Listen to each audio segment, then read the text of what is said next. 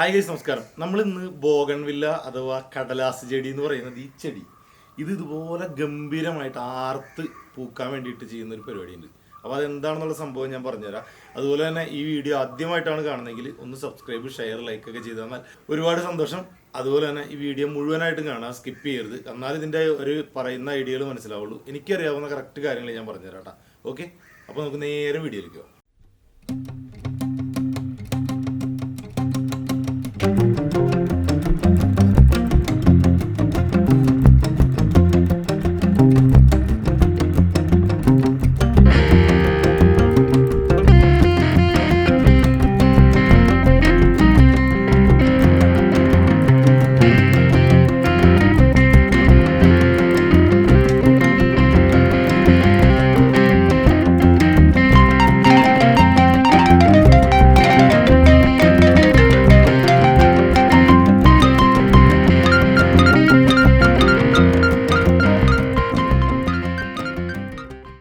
അപ്പോൾ ഇത് കണ്ട പൂ നോക്കിയേ, ഇതുപോലെ ഇത് ഓരോ തണ്ടുമേയും ഇതുപോലെ ആർത്ത് പൂവുണ്ടാവും. ഇപ്പം ഞാനിതിൻ്റെ മൊത്തമായിട്ടുള്ള വീഡിയോ ഞാൻ കാണിച്ചു തരാം. കാരണം അത്രയും പൂക്കൾ ഉണ്ടാവാനായിട്ട് ഒരു ചെറിയൊരു ഐഡിയ ഉണ്ട്. ഞാനത് പറയാൻ കാരണം നമ്മൾ ഒരുപാട് പേര് പല നഴ്സറികളിൽ നിന്നും ഈ ചെടികളുടെ ഭംഗി കണ്ടിട്ട് അല്ലെങ്കിൽ പൂക്കളുടെ ഭംഗി കണ്ടിട്ട് ചട്ടിയോടുകൂടി വീട്ടിൽ കൊണ്ടൊന്ന് വാങ്ങിച്ചു വയ്ക്കും. ഇത് കുറച്ച് നാളൊക്കെ ഭയങ്കര ഭംഗിയിൽ ഇത് ആർത്ത് പൂവുണ്ടായിരിക്കും. പക്ഷെ ഇത് കുറച്ച് കഴിയുമ്പോൾ ഓട്ടോമാറ്റിക്കലി പോകും. ഇത് ഞാൻ പറയാൻ കാരണം എൻ്റെ ഒരു അനുഭവം കൂടിയാണ്. ഞാൻ ഒരുപാട് ചെടികൾ പോലെ ചട്ടിയിൽ വാങ്ങിയിട്ട് വീട്ടിൽ കൊണ്ടുവച്ചിട്ടുണ്ടായിരുന്നു. പക്ഷെ ഇത് കുറച്ച് കഴിഞ്ഞപ്പോൾ നമ്മൾ ആദ്യം കൊണ്ടുവയ്ക്കുമ്പോൾ ഇത് കാണാൻ നല്ല ഭംഗിയായിരിക്കും. കാരണം പല തരത്തിലുള്ള അല്ലെങ്കിൽ പല നിറത്തിലുള്ള ഒരുപാട് ഈ ബോഗൺവില്ലകൾ കിട്ടും. അപ്പോൾ ഞാൻ ഇത് ഒരുപാട് വാങ്ങിക്കൊണ്ട് വെച്ചിട്ടുണ്ടായിരുന്നു. പക്ഷെ ഇത് കുറച്ച് കഴിഞ്ഞപ്പോൾ അതിൻ്റെ ഒരു പൂവിൻ്റെ ഒരു സംഭവം കഴിഞ്ഞാൽ പിന്നീട് നമുക്ക് പൂവുണ്ടായിട്ടില്ല. എല്ലാവരുടെയും കാര്യം എങ്ങനെയാണെന്ന് എനിക്കറിയില്ല. പക്ഷെ എൻ്റെ ഒരു അനുഭവമാണ് ഞാൻ പറയുന്നത്. പറയുന്നതിൽ എന്തെങ്കിലും തെറ്റോ കാര്യങ്ങളുണ്ടെങ്കിൽ നിങ്ങൾ അതിൻ്റെ അടിയിൽ കമൻറ്റ് ചെയ്യാം. അതുപോലെ തന്നെ ഇതുപോലെ ഉണ്ടാവാനായിട്ടുള്ളൊരു ഐഡിയ ഞാൻ പറഞ്ഞുതരാം. സിമ്പിളായിട്ടുള്ള കുറച്ച് കാര്യങ്ങളാണ്.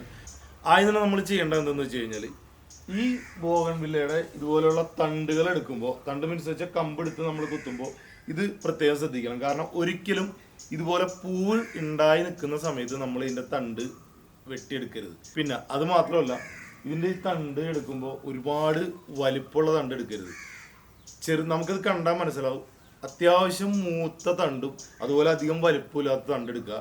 അതും നേരത്തെ പറഞ്ഞ പോലെ ഒരിക്കലും ഈ പൂവ് ഒരുപാട് ഉണ്ടായി നിൽക്കുന്ന സമയത്ത് ഈ പൂവിൻ്റെ ഭംഗി കണ്ടിട്ട് അന്ന് തന്നെ പോയി കമ്പടിച്ചുകൊണ്ടെന്ന് കുത്തരുത്.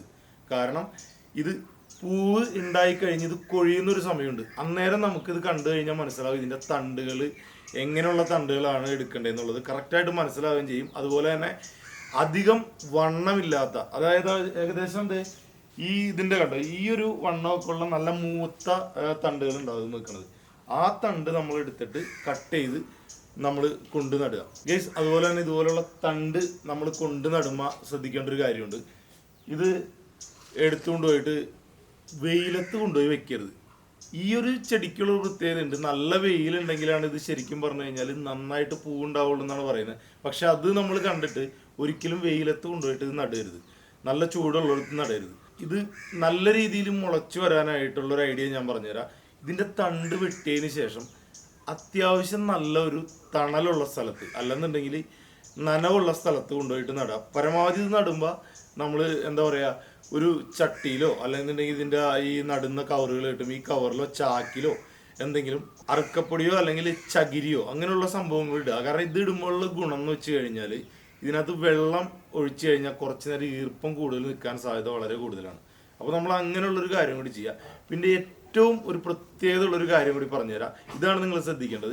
ഒരു പ്ലാസ്റ്റിക്കിൻ്റെ ഒരു ബോട്ടിൽ എടുക്കുക. പ്ലാസ്റ്റിക് ബോട്ടിൽ എന്ന് പറഞ്ഞു കഴിഞ്ഞാൽ നമ്മൾ സാധാരണ മിനറൽ വാട്ടർ വാങ്ങിക്കുന്ന കുപ്പിയോ അങ്ങനെ എന്തെങ്കിലും ഒരു സംഭവം എടുത്തിട്ട് ഇതിൻ്റെ ആ ബോട്ടിലിൻ്റെ അടപ്പുള്ള സ്ഥലം ഉണ്ടല്ലോ, ഈ അടപ്പുള്ള സ്ഥലത്ത് നമ്മൾ എന്താ ചെയ്യേണ്ടതെന്ന് വെച്ച് കഴിഞ്ഞാൽ ഒരു ഹോൾ അടിക്കുക. കുപ്പിയുടെ ഒരു സൈഡ് നമ്മൾ ഫുള്ളായിട്ട് കട്ട് ചെയ്ത് കളയുക. കട്ട് ചെയ്തിട്ട് ഈ ബോട്ടിലിൻ്റെ അടപ്പിനൊരു ഹോൾ ഇട്ടിട്ട് അതിൻ്റെ ഉള്ളിൽ നമ്മൾ സാധാരണ വീടുകളിൽ കെട്ടാനൊക്കെ ഉപയോഗിക്കുന്ന കട്ടിയുള്ള ചാക്ക് നൂല് കിട്ടും. ഈ ചാക്ക് നൂലിൻ്റെ ഒരു പീസ്, അതായത് നമ്മൾ ഈ ഒരു കുപ്പിയുടെ നീളത്തിൽ എടുത്തിട്ട് അതിൻ്റെ ഒരു തല നമ്മൾ ഇതുപോലെ കെട്ടിട്ടിട്ട് ഈ കുപ്പിയുടെ അടപ്പൻ ഹോൾ അടിച്ചിട്ട് നേരെ അതിൻ്റെ ഉള്ളിൽ കൂടെ ഇതുപോലെ വലിച്ചിട്ട് ഈ നമ്മൾ നടുന്ന കമ്പിൻ്റെ ചേർത്ത് വെക്കരുത്, സൈഡിൽ എവിടെയെങ്കിലും ഇതിനകത്ത് കുത്തി വെച്ചിട്ട് മോൾ ഭാഗത്ത് വെള്ളം ഒഴിച്ചു കൊടുക്കുക.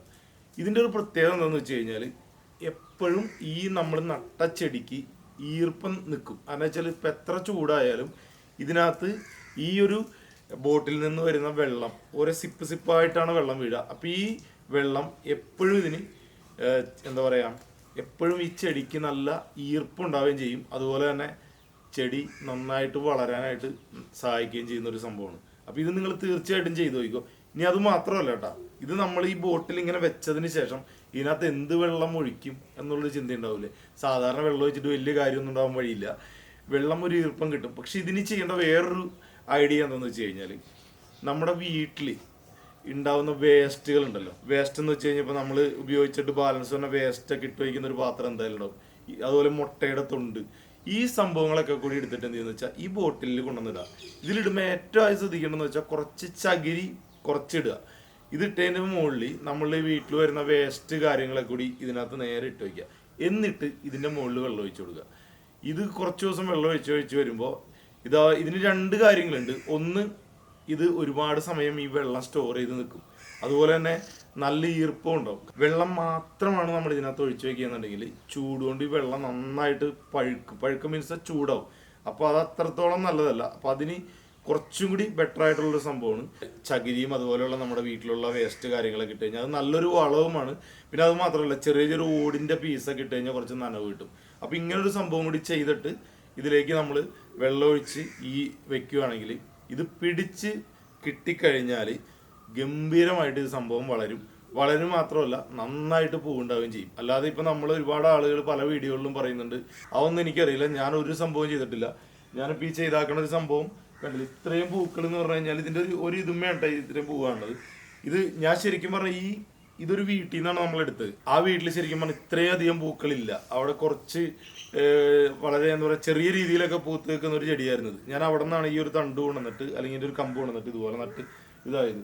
ഇത് മാത്രമല്ല കേട്ടോ, ഒരുപാട് ദിവസം സാധാരണ നമ്മുടെ ചെടികൾ അല്ലെങ്കിൽ സാധാരണ ഈ ബോഗൺവില്ലകൾ ഉണ്ടാവുന്നതിനേക്കാൾ കൂടുതൽ സമയം ഈ പൂ നിൽക്കും. ഇപ്പം ഇത് ഏതാണ്ട് എനിക്ക് ഒരു 6 മാസത്തിന് മേലായിട്ടുണ്ടെന്ന് തോന്നുന്നു ഇത്രയും പൂക്കൾ നിൽക്കുന്നത്. ഇതുവരെ ഇത് കൊഴിഞ്ഞിട്ടില്ല. അതുപോലെ തന്നെ ഇത് പിടിച്ചു കഴിയുമ്പോൾ നമ്മൾ കൊണ്ടുവയ്ക്കേണ്ട സ്ഥലം എന്ന് വെച്ചാൽ ഒരുപാട് വെയിലുള്ള സ്ഥലത്ത് തന്നെ കൊണ്ടുവയ്ക്കുക. കാരണം ഇതിന് വെയിൽ മസ്റ്റാണ്. വെയിലുണ്ടെന്നുണ്ടെങ്കിൽ അടിപൊളിയായിട്ട് പൂക്കളുണ്ടാവും. അതുപോലെ തന്നെ അധികം ഈ കീടാണുക്കൾ ഒന്നും വന്നിരിക്കുകയില്ല ചൂടുള്ളതിൻ്റെ പേരിൽ. പിന്നെ അറിയാലോ, ഇതിന് പൂ ഉണ്ടായി കഴിഞ്ഞ് കഴിഞ്ഞാൽ ഒരുപാട് സമയം ഇതിൻ്റെ പൂക്കൾ നിൽക്കുകയും ചെയ്യും ഗെയ്സ്. അതുപോലെ തന്നെ ഇത് നമ്മൾ നട്ടതിന് ശേഷം നേരത്തെ പറഞ്ഞതുപോലെ തന്നെ നമ്മുടെ വീട്ടിൽ ഇറച്ചിയൊക്കെ കഴുകുന്ന വെള്ളം ഉണ്ടെങ്കിൽ അല്ലെങ്കിൽ മീനൊക്കെ കഴുകുന്ന വെള്ളം ഉണ്ടെങ്കിൽ ഇത് കൊണ്ടുവന്നിട്ട് ഇതിൻ്റെ കടയ്ക്ക് ഒഴിക്കുക. ഏറ്റവും ബെറ്റർ ആയിട്ടൊരു വളമാണ് ഈ സംഭവം. അങ്ങനെ ചെയ്യുവാണെങ്കിൽ അടിപൊളിയായിട്ട് ഇത് വളരുകയും ചെയ്യും. ഇതിൻ്റെ തണ്ടുണ്ടല്ലോ, നമ്മൾ നട്ടു വെച്ചാക്കേണ്ട ഇതിൻ്റെ കടഭാഗം നന്നായിട്ട് വണ്ണം വെക്കുകയും ചെയ്യും.